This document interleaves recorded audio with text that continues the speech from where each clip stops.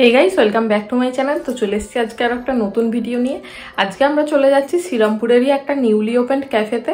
তো stay tuned. আর তোমরা যদি এখন আমার চ্যানেলটাকে সাবস্ক্রাইব করে না থাকো, আমার চ্যানেলটাকে অবশ্যই সাবস্ক্রাইব করে নিও এবং পাশে থাকা বেল আইকনটাতে অবশ্যই ক্লিক করে দিও।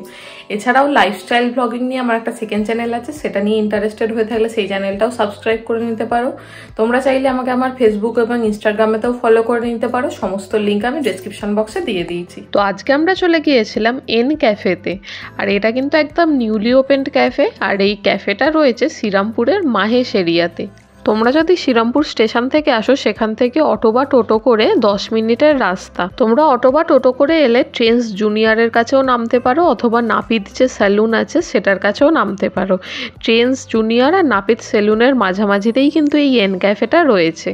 আর এই ক্যাফেটা যেহেতু নিউলি ওপেন্ড হয়েছে, তাই এই ক্যাফেটার লোকেশন কিন্তু এখনও গুগল ম্যাপে আপডেট করা হয়নি। তো আমি ট্রেন্ডস জুনিয়রের লোকেশনটা ডেসক্রিপশান বক্সে দিয়ে দিয়েছি, আর ওনাদের ফোন নাম্বারটা তো স্ক্রিনের ওপর দিয়ে দিয়েছি। তার পাশাপাশি ডেসক্রিপশান বক্সেও দিয়ে দিয়েছি। তোমাদের যদি কিছু কোয়ারি থেকে থাকে, তোমরা ওনাদেরকে ফোন করে জেনে নিতে পারো। আর এই ক্যাফেটার ওপেনিং টাইমিং হচ্ছে সকাল 10টা থেকে রাত্রির 11টা পর্যন্ত। আর এখানকার অ্যাম্বিয়েন্স নিয়ে সেরকম কিছু বলবার নেই, অ্যাম্বিয়েন্স মোটামুটি আমার ঠিকঠাকই লেগেছে। তো এবার এগোনো যাক খাওয়া দাওয়ার ব্যাপার। এখানের মেনুতে কিন্তু অনেক ধরনের আইটেম রয়েছে, তবে সবকটা আইটেম কিন্তু এখনও অ্যাভেলেবেল হয়নি, যেহেতু এই ক্যাফেটা নতুন ওপেন হয়েছে। পরবর্তীকালে হয়তো সবকটা মেনু ওনারা চালু করবেন। এখানকার খাবার দাবারের প্রাইসিংও কিন্তু খুব একটা হাই নয়। ফুল মেনুর ভিডিও তো আমি দিয়েই দিয়েছি, তোমরা ভিডিওটা পজ করে প্রাইসিংগুলো চেক আউট করে নিতে পারো। আর ব্রেভারেজেসের মেনুটা ওরা কিন্তু এরকম ফোনের মধ্যেই দিয়েছিল, তাই আমি সেখান থেকেই একটা ভিডিও করে নিয়েছি, তোমরা প্রাইসিংগুলো দেখে নিতে পারো। তো খাবার অর্ডার করবার কিছুক্ষণের মধ্যেই ওনারা এই ওয়েলকাম ড্রিঙ্কটা আমাদের টেবিলে সার্ভ করে দিয়ে গেলেন। আর এটা কিন্তু একদম ফ্রি অফ কস্টেই ওনারা আমাদেরকে প্রোভাইড করেছিলেন। আর এটা আমপান্না ছিল, আর এটার টেস্টটা কিন্তু আমার দারুণ লেগেছে। তারপর আমরা নিয়ে নিয়েছিলাম পনির স্যান্ডউইচ। এটার প্রাইস পড়েছিল 150 রুপিস। 150 রুপিসের মধ্যে এরকম 4 পিস স্যান্ডউইচ দিয়ে গিয়েছিলেন। আর এখানের কিন্তু স্যান্ডউইচ আর বার্গারটা স্পেশাল। তো তোমরা যদি এখানে যাও, এখান থেকে স্যান্ডউইচ অথবা বার্গারটা কিন্তু অবশ্যই ট্রাই করো। আর এই স্যান্ডউইচটার প্রত্যেকটা বাইটে কিন্তু আমি পনির পেয়েছি, মানে পনিরটা কিন্তু এর মধ্যে একদম ভরে ভরে দেওয়া ছিল। আর এটার মধ্যে যে সসটা ইউজ করা হয়েছে, সেটা কিন্তু অদ্ভুত রকমের সুন্দর একটা টেস্ট ছিল। মানে এর আগে আমি যতগুলো স্যান্ডউইচ খেয়েছি, তার মধ্যে এই সসের ফ্লেভারটা কিন্তু কোনোদিনও পাইনি। তো অল ওভার স্যান্ডউইচের টেস্টটা কিন্তু আমার অসাধারণ লেগেছে। স্যান্ডউইচের পাশাপাশি আমরা নিয়ে নিয়েছিলাম লেমন আইস টি। এটার প্রাইস পড়েছিল 100 রুপিস। আর এই আইস টিটাও কিন্তু খুবই ভালো করেছিল। এটার মধ্যে লেবুর তো একটা ফ্লেভার পাচ্ছিলাম, তার পাশাপাশি একটা মিন্টের হালকা ফ্লেভারও আমি পাচ্ছিলাম। এটার টেস্টটা একটু সুইট ছিল, এর পাশাপাশি এটা কিন্তু খুবই রিফ্রেশিং ছিল। আর গরমের মধ্যে এরকম ঠান্ডা ঠান্ডা রিফ্রেশিং একটা ড্রিঙ্কস পেলে আর কি চাই। তো লেমন আইসটির সঙ্গে ওনারা আমাদের মেন কোর্সটাও সার্ভ করে দিয়েছিলেন। মেন কোর্সের মধ্যে আমরা নিয়ে নিয়েছিলাম হাক্কা নুডলস আর চিলি চিকেনের কম্বো। এটার প্রাইস পড়েছিল 250 রুপিস।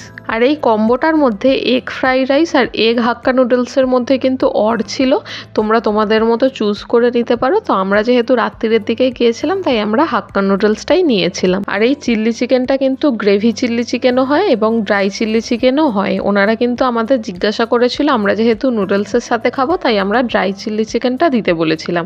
আর চিলি চিকেন মেনুর মধ্যে 4 পিস লেখা থাকলেও ওনারা কিন্তু এখানে 7 পিস দিয়েছিলেন, এবং চিকেনগুলো কিন্তু সবকটাই বোনলেস ছিল। আর এখানে নুডলসেরও যা কোয়ান্টিটি দিয়েছে, সেটা কিন্তু দুজনের জন্য একদম এনাফ। তো প্রথমে আমি এই এগ হাক্কা নুডলসটা ট্রাই করছি।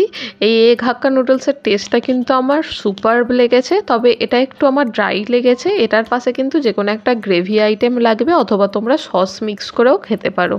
তারপর আমি এই চিলি চিকেনটা ট্রাই করছি, তবে এটাকে চিলি চিকেন বলা চলে না, কারণ এটার মধ্যে চিলি চিকেনের আমি কোনো রকম ফ্লেভারই পাইনি। মানে এটা চিকেনের অন্য কিছু একটা প্রিপারেশন তোমরা বলতে পারো। তবে এই চিকেনের মধ্যে এক একটা চিকেন কিন্তু খুবই সফট আর জুসি ছিল, আবার এক একটা চিকেন খুবই হার্ড ছিল।